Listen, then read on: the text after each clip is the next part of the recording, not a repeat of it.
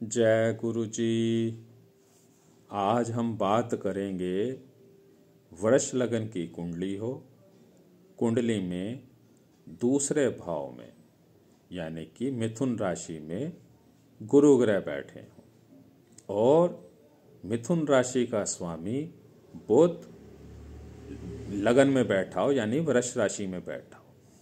इस योग में क्या फल प्राप्त होते हैं उसके मैं अपने फल, अपने विचार प्रकट करता हूं।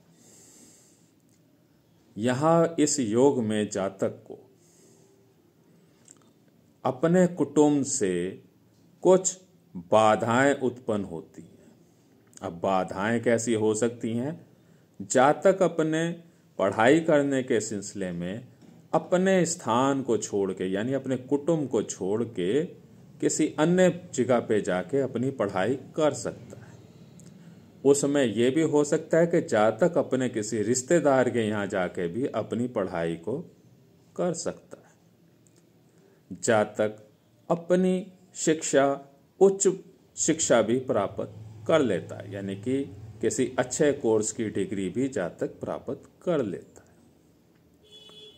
जो उच्च शिक्षा में गिनी जाती है।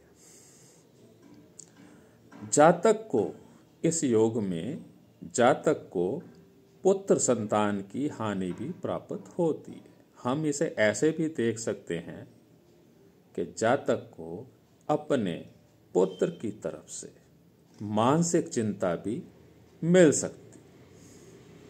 ये भी इस योग में जातक को देखना पड़ता है।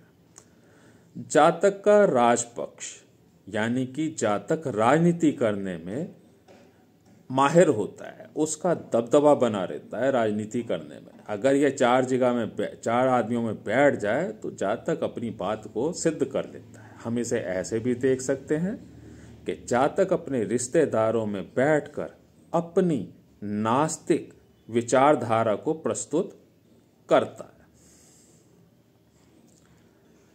और हमने इस योग में यह भी देखा है कि जातक अपनी पढ़ाई करते समय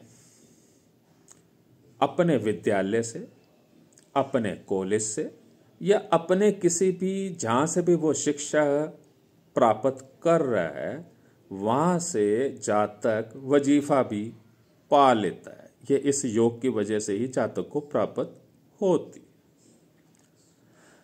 यहाँ बैठा गुरु अपने 7वीं दृष्टि से अपनी राशि को, धनु राशि को देख रहा होता है यानी कि अपने ही क्षेत्र को देख रहा होता है, जिसकी वजह से जातक अपनी सारे जीवन में अपनी जिंदगी बहुत अच्छी जीता है। यानी कि इसे हम ऐसे भी कह सकते हैं, जेब में दम नहीं और हम किसी से कम नहीं। यानी कि वो अपने जीवन में बिल्कुल टिप टॉप होके हर चीज को प्राप्त कर लेता है, चाहे उसके जेब में पैसे हैं या नहीं है। लेकिन कमी पेशी जातक को प्राप्त कम होती है जिंदगी जीने के लिए। अगर उसे प्रेस करे हुए कपड़े चाहिए तो उसे मिल जाएंगे। उसे कहीं पे भी ऐसी स्थिति नहीं प्राप्त होती कि उसकी जिंदगी में कोई मुश्किलें देखे। अपना मौज मारता है, जेब में कुछ हो या ना हो, लेकिन उस जिंदगी अच्छी जीता है अपने तरीके से। ये था इस योग का फल जो मेरे अपने विचार थे। बताने समझाने में कोई गलती हुई हो, किसी को ठेस पहुंची हो तो मैं क्षमा का प्रार्थी। जय गुरु।